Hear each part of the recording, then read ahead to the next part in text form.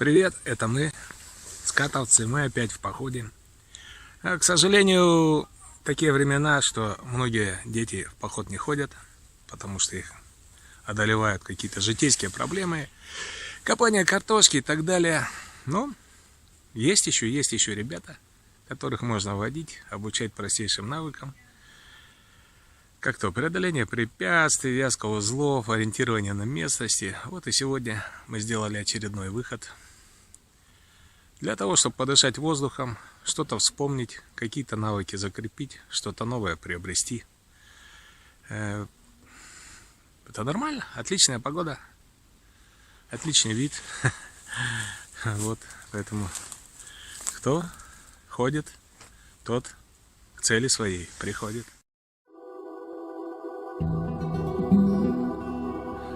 Над рекой, высоко над рекой, подудань, все плывут, как бродяги небес, облака. Далеко-далеко, в тот неведомый край, их зовут за собой берега, берега. Отпусти, отпусти в этот край свою грусть.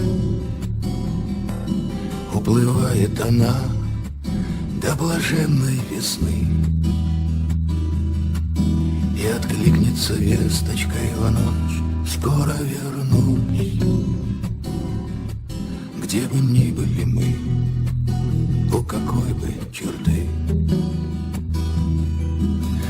там на краю ярко-белые ночи летят и летят, словно птицы на юг, и стонут ветра, на мгновение пророчут, уносят молитвой слова: прикрой меня, друг. И звезда, как слеза, вдруг упала в траву. Он смотрел в небеса, он почти загадал. Мы вернулись за ним, мы вошли в тишину. Только в эту весну Господь не воскрешал.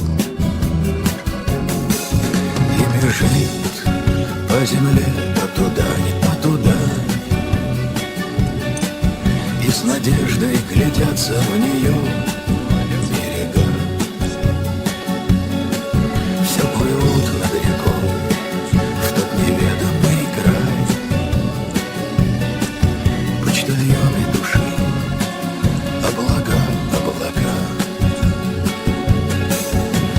Там на краю ярко-белые ночи